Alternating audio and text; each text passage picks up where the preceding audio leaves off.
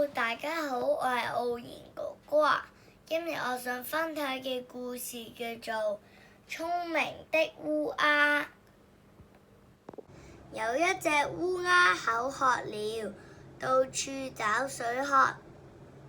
忽然，它發現了一個水罐，就立刻飛了過去。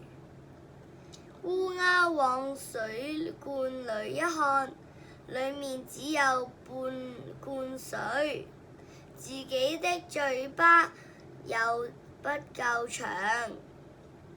烏鴉想把水罐推倒，可使出全身力氣也推不動，怎麼辦呢？烏鴉終於想出了一個辦法，它把路旁的小石子找來，一顆顆地丟進水罐裡。